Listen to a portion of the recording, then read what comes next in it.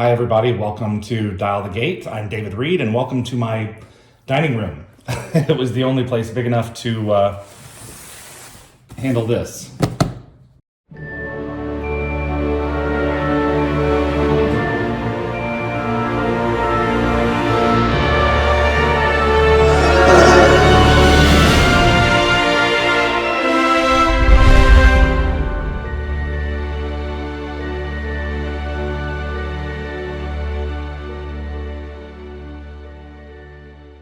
Martin McClean has sent me his full-size Naquadah generator prop, and we are going to unbox it together, and then we're going to talk to him. So let's take a look. I've been waiting for this for probably a year, so very eager to dig inside of it and see what we've got here. If I can get into it. Getting into it would be helpful. I'm going to need a hacksaw.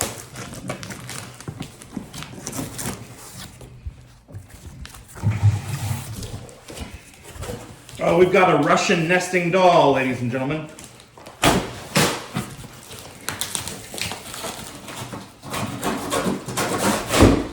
Finally. And guess what? Another box. Actually, I'm glad he went to the trouble of packaging it like he did. All right.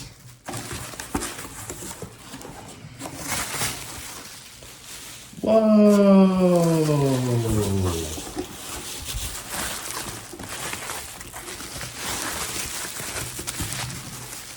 Oh my God! Cut. Okay. This man understands presentation.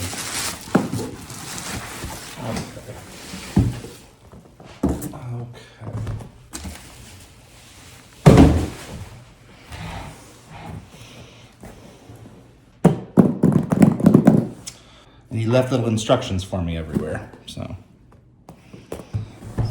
okay.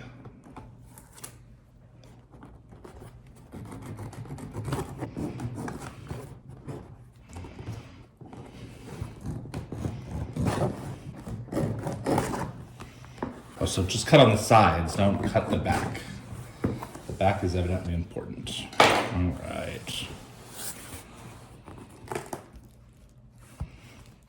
Oh, jeez. Oh, man. All right. Go, Martin. As always. Let's see what we got here. What sequence am I meant to open it? Let me see. Wow.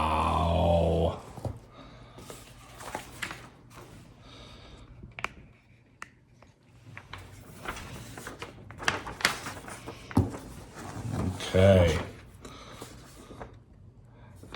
His Stargate blueprints. All right. Abydos coordinates. Sick. All right. Now what do we got here? Oh, man.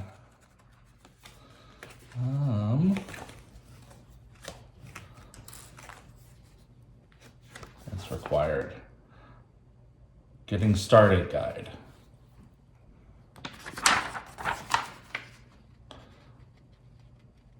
Okay, we have to get it out first. Let's get it out first. Yeah. All right.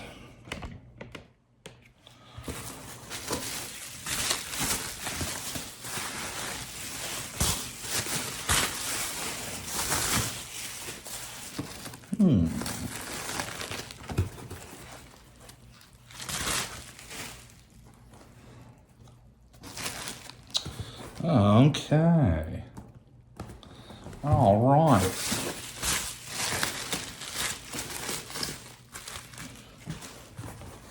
Okay. This is starting to look right. Let's see here.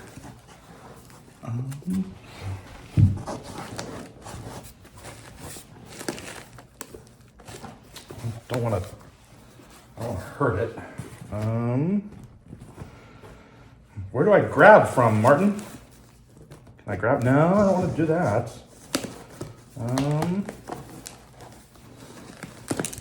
There we go. Jeez, it's heavy. Holy cow, it must have Naquadah in it already. All right. Beautiful presentation. Beautiful box. Very well done. Yeah, definitely not throw that away.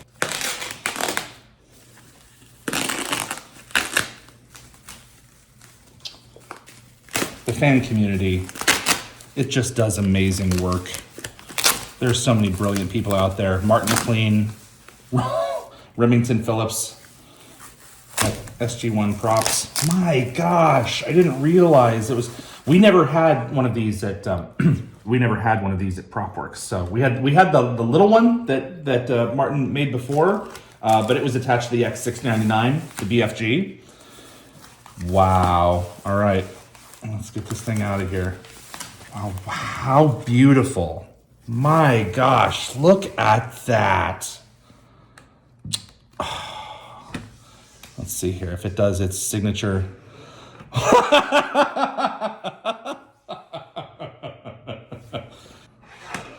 It's like a concertina. Okay. Okay.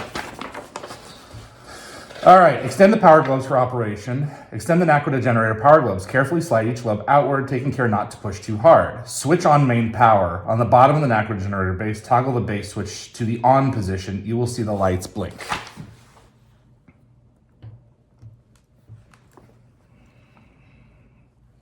Okay. Whoops. Sorry, Martin. Sorry. All right.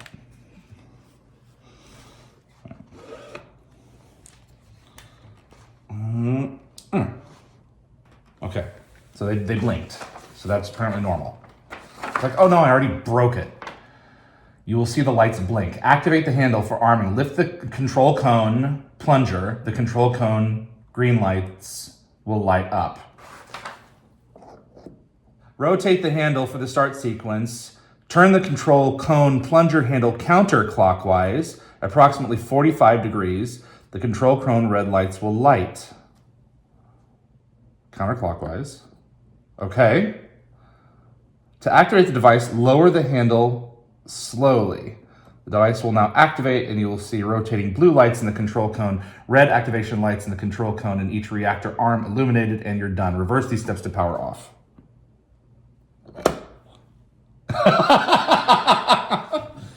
Wow.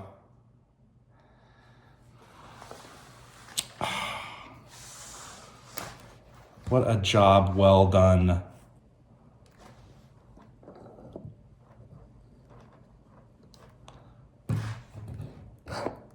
He's just a master. He's absolutely out of his mind.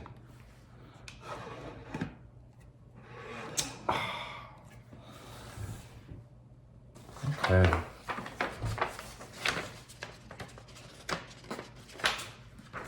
Replacing the batteries. Okay. Jeez. From time to time, you'll need to change the batteries. Fresh batteries will last upwards of 20 hours of continuous use. You can use rechargeable batteries. You'll need a small Phillips head screwdriver. All right. Jeez Louise, man. That is so spectacular.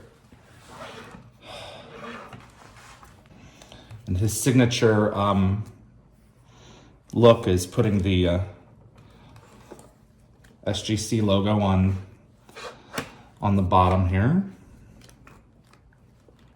One of the things that's cool about a lot of Martin's work is some of his stuff is screen accurate, but some things like in areas where we didn't see, like the bottom, he will go ahead and tweak where he believes, theoretically, if this were real, this would go.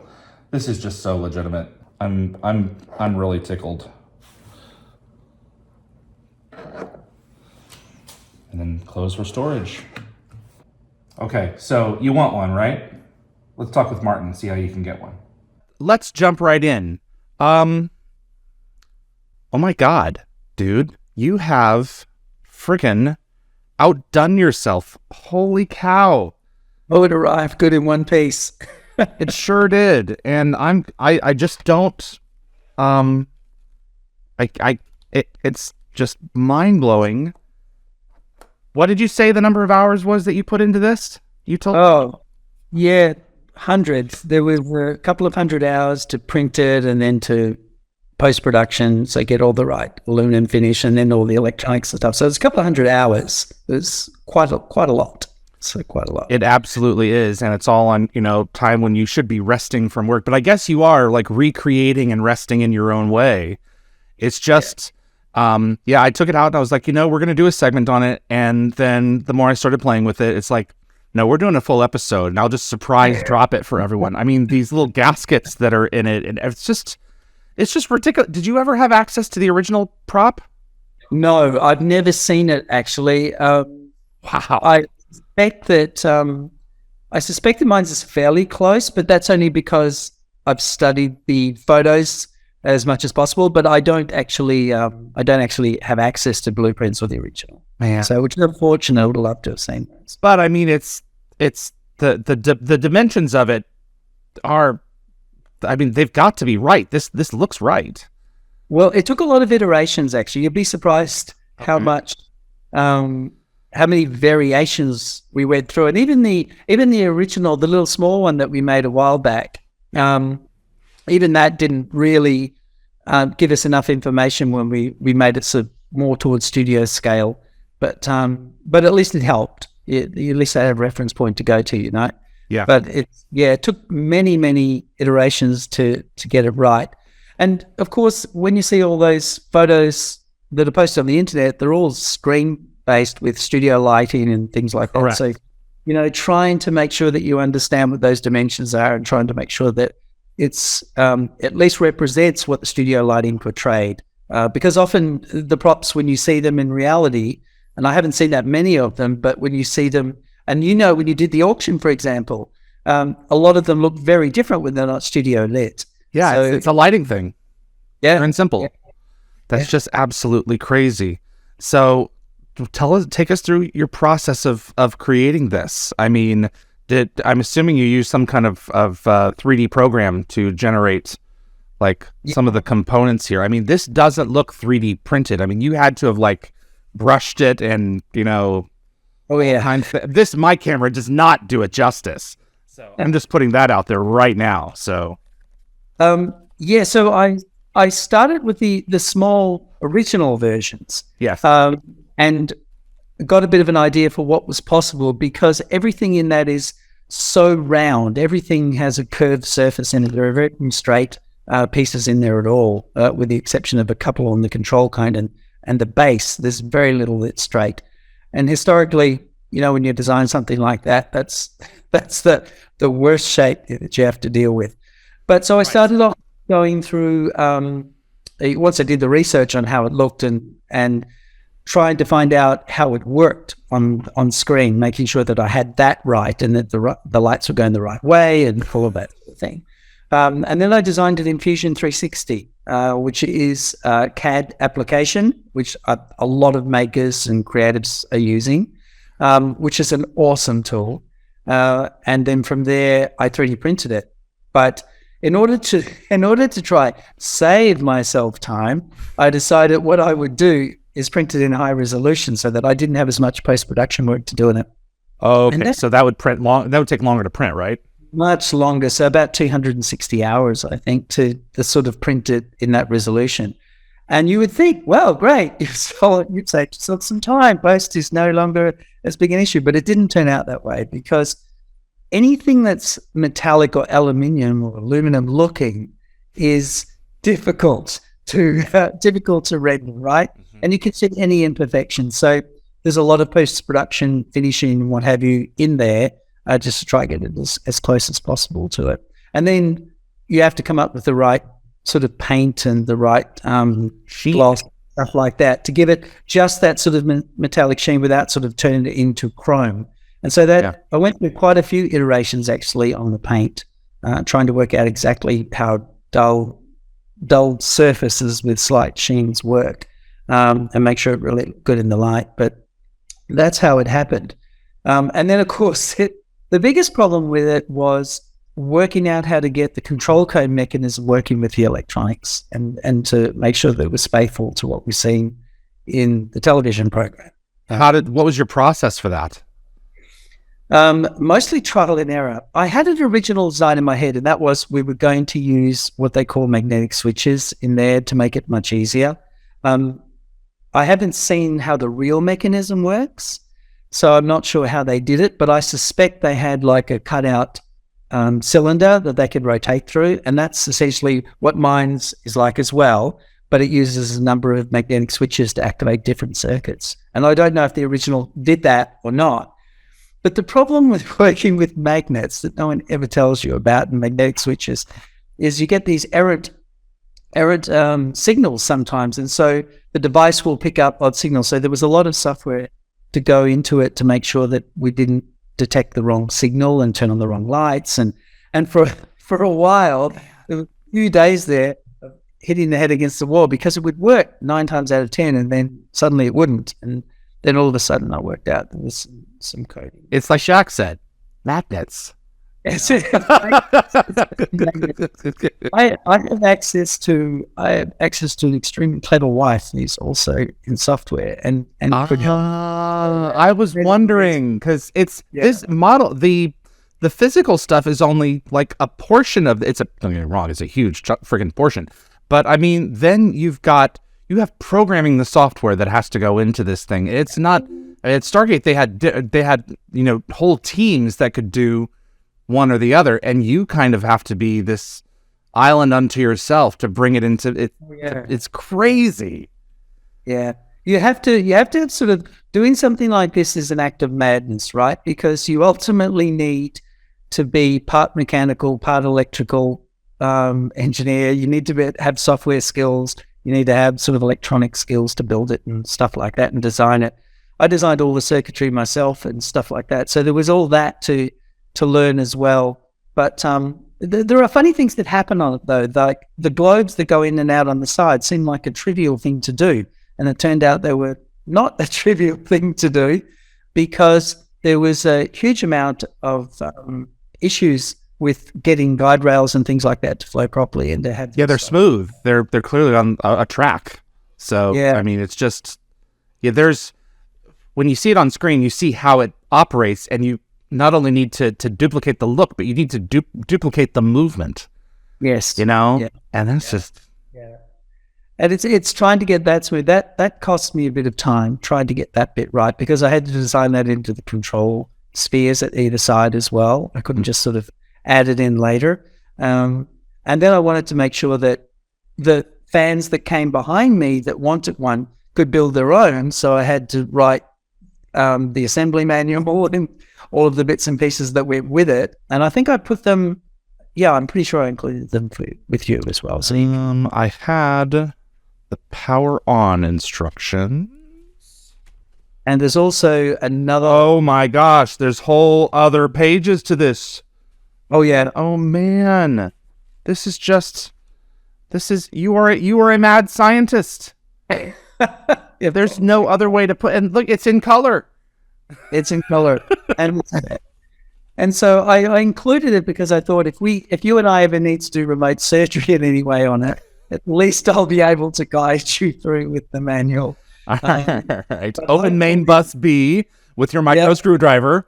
Yeah, I mean there's two of them. There's 2 or 3 that exist right now. Yeah, there's 2, and that's it. That's it of this design. Yep, there is only 2. So that of course begs the next question: where do people go to get one? And I can pull it up on screen right now while we talk. Yeah, they can go to Etsy if they want to download the kit that allows them to 3D print it out and to assemble it. So there's a manual in there that tells them how to go from A to Z. That will help them walk through the entire process. And there's a larger instruction manual to the one you have that also includes electronics design and how they can put that together and all the code. So they don't need to write any computer code if that's of concern to anyone, but they will need to assemble the circuit. So, there's a little bit of time involved, but hopefully they just fine. It should be straightforward. Yeah. So- Okay. So the Naquadah generator 3D printed model kit, digital downloads, $39.95. And you have, detailed photos here, and oh wow, you have actually a breakdown of all the STL files that they'll get in their individual components. Yep. So you can see It color coded. Well, it has to be. It's just too many parts to do it any other way. So, and when I started, I thought I'm going to make this with as few pieces as possible, so it's easier for fans to go out and create their own, or even for a fan to buy this and have someone create it for them. Right. But unfortunately, it's a complicated piece of prop, and so it belies how many. When you look at it, there are no screws that you can see. No. On it, with the exception of the battery hatch at the base. Right. There isn't. We never saw that on screen. No, you never So saw there you that. go. I mean, the cone connects with hidden screws and different hatches and stuff that you can't see. But so that's in there so that it looks as close as possible to the original prop. I would love to see the original. I bet you would. Yes, I would. I would love to see it. I would love to see it. And I think Remington said to me he may have one, but I don't know.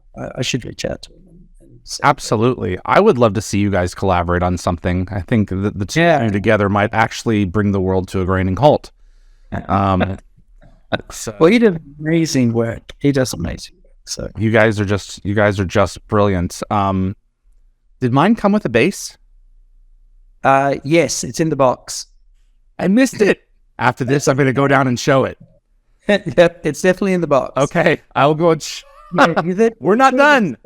You're not done. There's a slide I think in the box, and where the manuals are, it's just. Oh, it's in the back. Okay, because I pulled the manuals out and I did. Okay. To be continued, everyone. Follow us after this, and we will finish showing this off. Wow, It's definitely there. This is a work of art, and it's a credit to your intelligence and your thoroughness and your precision for it to be as accurate as possible without actually having the tools to make it possible. I mean, it's just kind of crazy. It's nuts. It's a lot of work. I think I mistakenly thought the bigger I make the prop, the easier it will be. But in some senses, it doesn't always work like that for strange and reasons. Why? Why do you think? Because the larger you go, the more your eye can detect. And so you need to make sure that small details don't get missed, even if it's down to things like rubber grommets on the spaces and things like that. You can't afford to miss it. So because it becomes really obvious. And I put on the side of those power globes, there's little magnetic latches where you can open the doors at the side. And so I had to make sure that I replicated those as closely as I could. And The doors actually don't open. no, they do. They do. The sides open?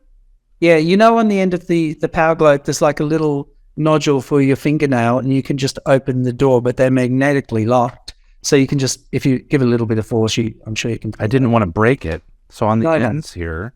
It's just on the end. On both sides? On both sides, yeah. It's the original. I had them on both sides as well. Yeah. Oh my gosh! Yeah. So they were interesting because trying to get a door to match without really the look of a visible hinge was. You completely fooled me.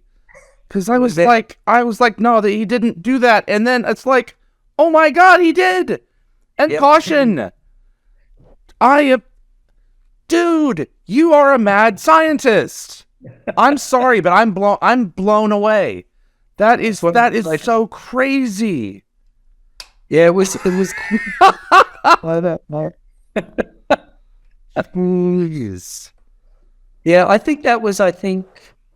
Probably the biggest challenge was trying to get the hatches on the side to make sure they met perfectly when they joined, to do exactly what they did with you, which is to not be obvious that they opened at the side.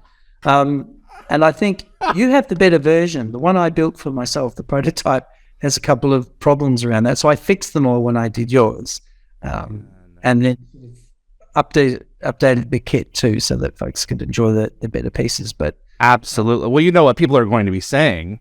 It's like, why can't you connect USB-C to it, recharge it, or use it as an iPhone charger? Meh. I get that quite a lot, and I actually investigated putting that in, and I may do that in a later release. There are two things I would like to do with it moving forward. I would like to put sound in there, and so I designed the circuitry to support it. The problem is, you have to be respectful of intellectual property, and so you can't use necessarily sound effects that are directly from copyrighted material. So we would have to create our own sound effects for that as well. Right. So that's why I haven't put it in there. But I would like to do that. And then I would like to put in the USB power. I've actually, ironically, had this conversation only with someone yesterday about this. And I have worked out how to do it. The challenge was that the globes go in and out. And so yes, any cabling that runs through the globes has to be able to contract and expand so that you don't crimp cables and it doesn't interfere with the physical movement of the globes moving out and in. So that's the reason it's not in B1. There is an older model. I put it on my Etsy store that has it designed for it. You can put a cable in there if you want. And I did do that originally. My original one had that. Okay. And I helped someone out recently who went and got that kit and they made their own. And so we've sort of been helping them along as they go just to make sure that they get the right result. But their work's looking great as well. So it's always humbling and really satisfying to see other people sort of make their own and come up sometimes with their own variants on that you didn't think. It's super creative. What they're doing. So yeah, just easy. All of it is just to the novice, it's just, you just look at it and you go, wow, these guys are so talented. And hey, you put an apple in with one of the shots. Check that out. For size comparison, this is your apple. It's bigger than it looks, isn't it? That's the thing. I got it and I was like, how am I going to fit this on the shelf? It's a legitimate concern because I'm like, well, want to show off everyone's stuff. And so it's like at a certain point, maybe you got to rotate for some certain episodes to really, or get a bigger shelf. But one of or lose weight. So you can lay them. that you can see more past me. So that's really funny. Wow, this is all right. So you are confident that if people download this, that the instruction manuals are sufficient for them to pull it off. I'm assuming that if something is amiss or if they have trouble along the way, they can reach out to you. Oh yeah, and in fact, that's what's happening with someone that's building a Naquadah generator at the moment. They've sort of, I don't know, we've had dozens of back and forth conversations, and I sent them some additional parts or redesigned a few parts to help them out. So because they were doing it a slightly different way to the way that the manual had and stuff like that. So yeah, always happy to help people who want to do it. It's a lot of work and there's a lot of different skills involved to build it. And so some people might be out there thinking, could I do it? You can always get other people to help you. There are 3D printing services that'll print them for you. There are technical colleges and friends and found people that will sort of do the electronics for you and stuff like that. So it's always possible. And I'm always happy to sort of, answer questions and things like that for them. But I'm always amazed with the creativity that people do. And I had, where is it?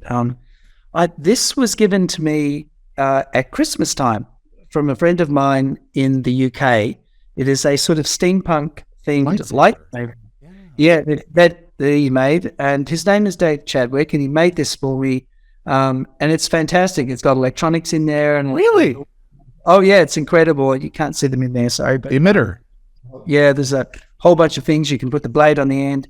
It's super, super creative. It's unreal. You can see some lovely details. Wow. So it's carve it, or is that 3D printed? No, it's not 3D printed. I think he did it on a lathe. I'm not really sure how he did all of it. It's just he's got leatherwork skills in there. He's got woodworking skills. How beautiful. It is, isn't it? So I'm always inspired that people can go out and create things like that and just sort of turn their hand to all these different skills. So I'm always very confident that people can build their own Naquadah generator. I think it's just a question of application and time to do it.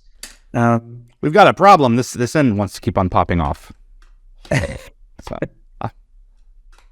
all right, there we go. Keeps on back. Yeah. The other skill sets involved in creating a lot of these props. Can I show you another one that I've never shown before? It's not you brought in Star Wars, so I'm going to bring in another genre. I'll be right back.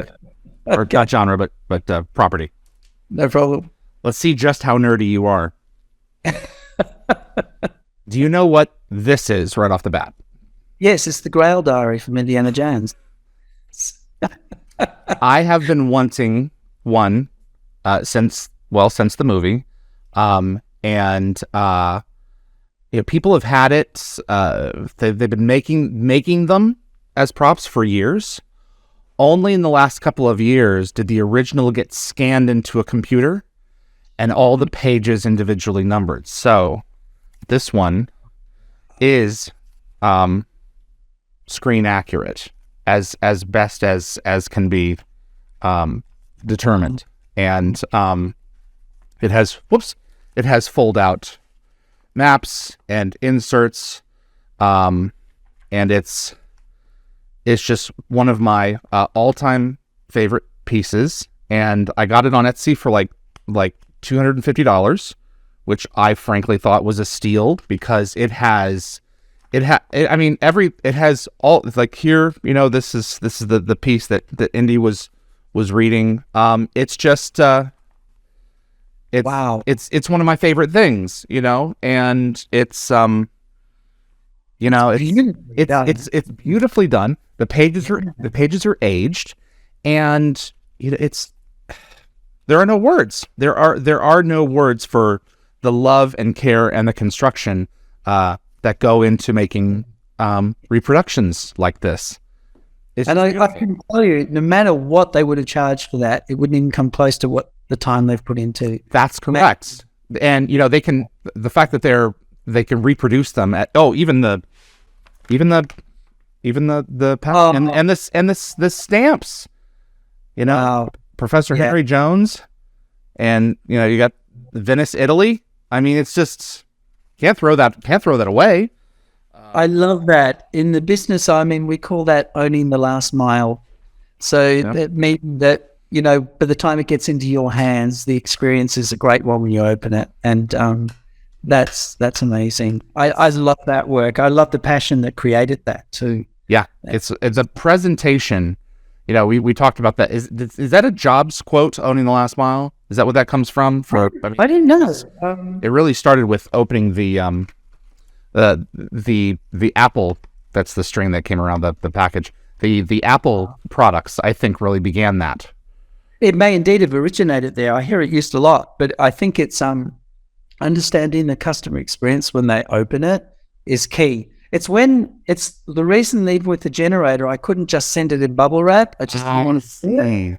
I just couldn't do it. So I loved opening the box. We got that all on camera here. So yeah, so I understand. You want it. There's a tactile experience to the human experience, and also that emotional reaction that you get from connecting with an object for the first time stays with you when you make eye contact with the object. If you had a resentful experience with something or someone the first time, it takes a while for that to go away. Yeah, first impression. Yeah, absolutely. I originally thought, wouldn't it be a good idea to send it in like a hard case, a bit like I sent some of the other props to? And I went and got one, but the case was like 10 pounds of weight. So that's just kilos or something like that. And it still didn't fit in because it has a quite a bulbous sort of odd shape. Right. It didn't lend itself.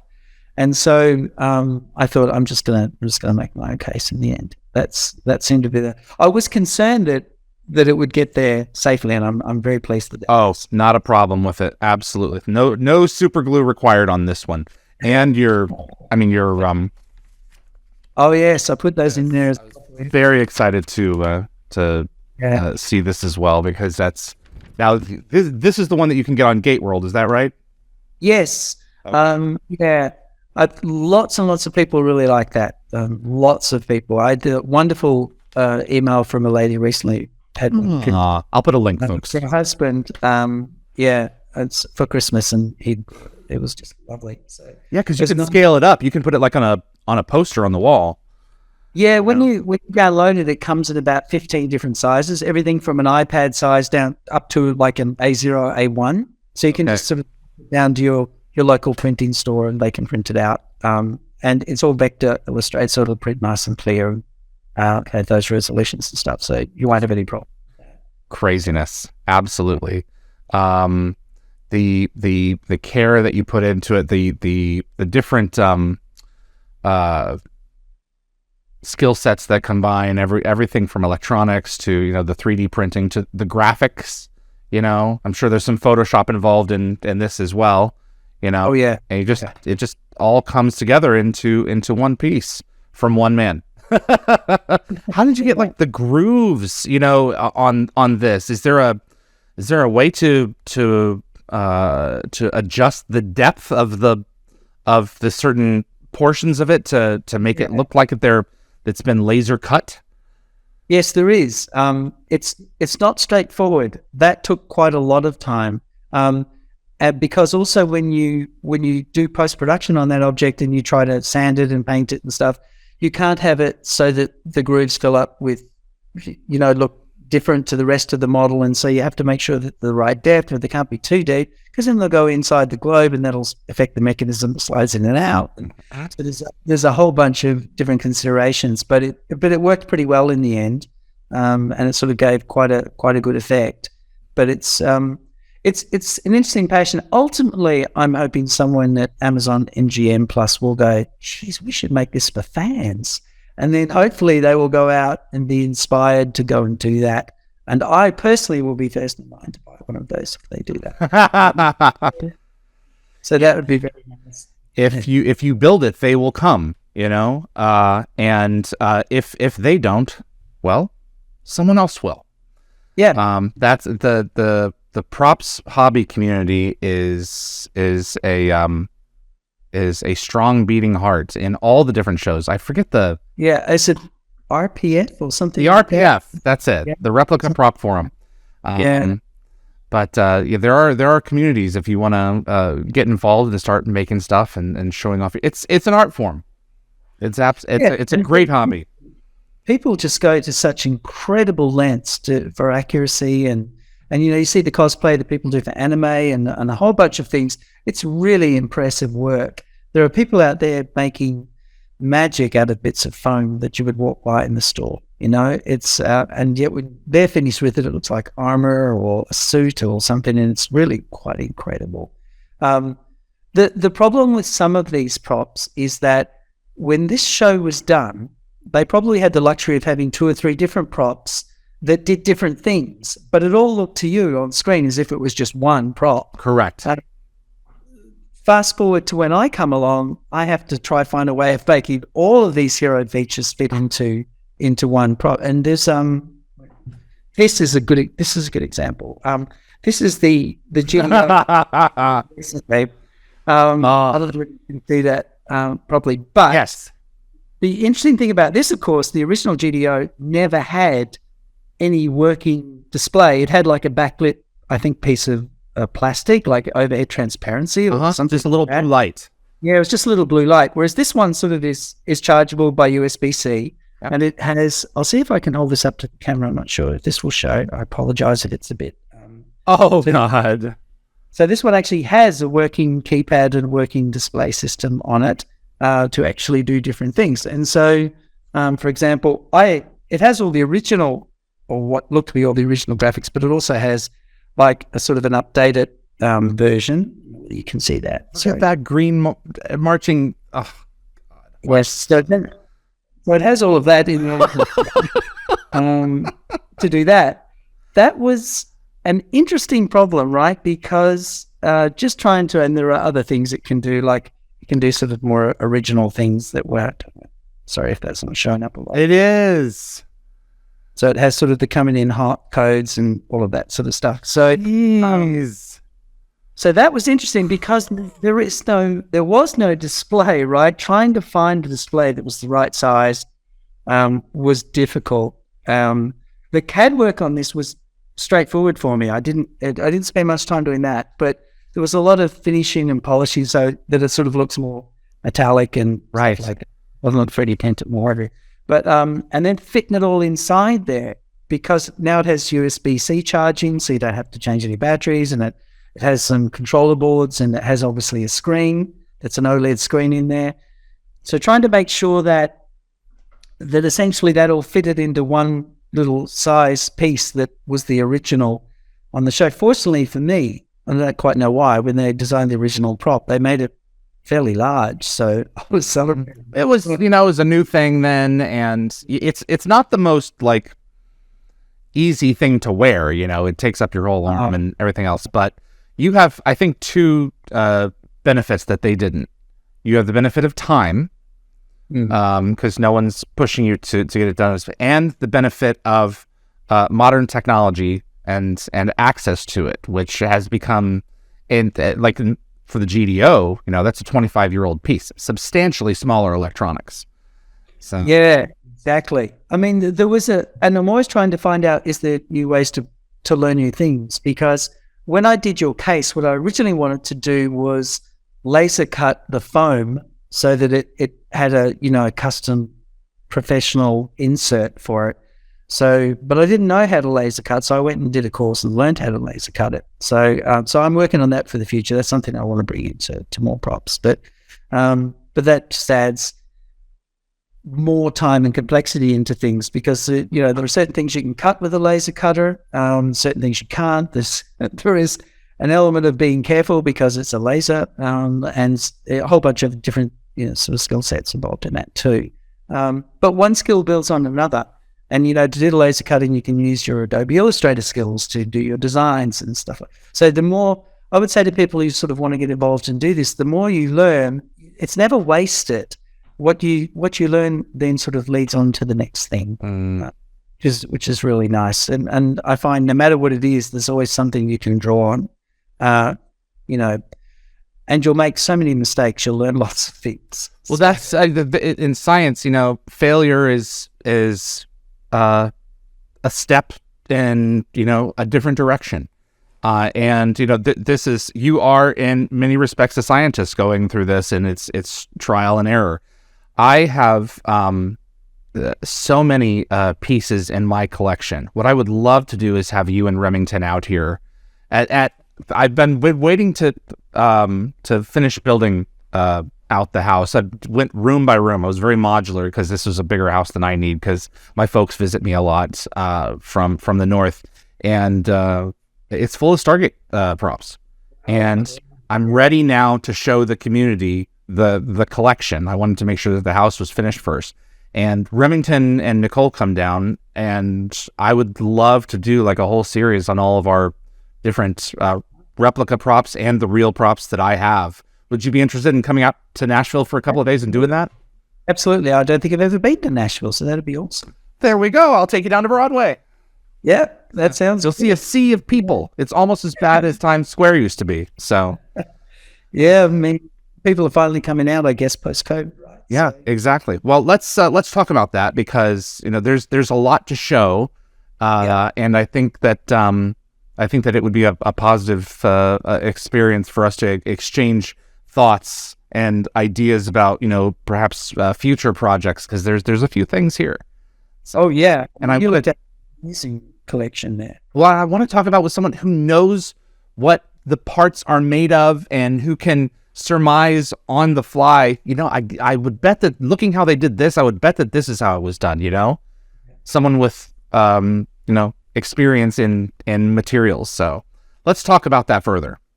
I think so. That would be awesome. I'd love to do that.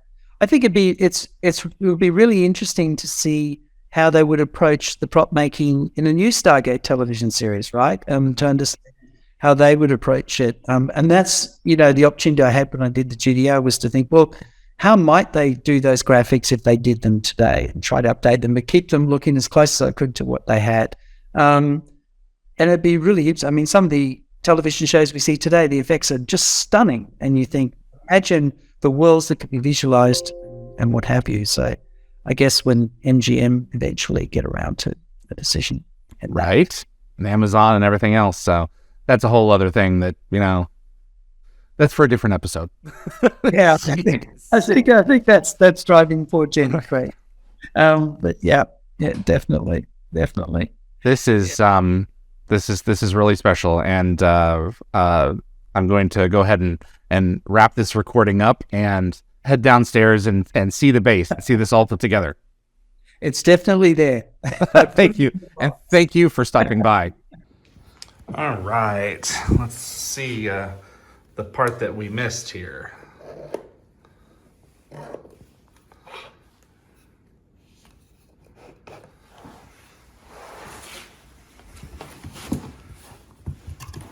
I missed a lot. Oh, goodness.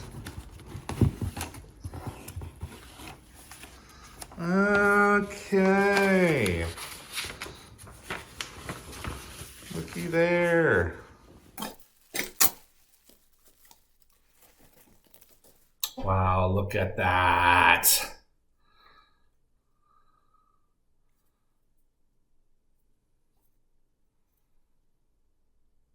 My gosh. What a setup.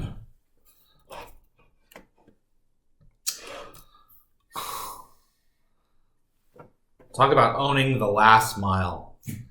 Jeez. Well done.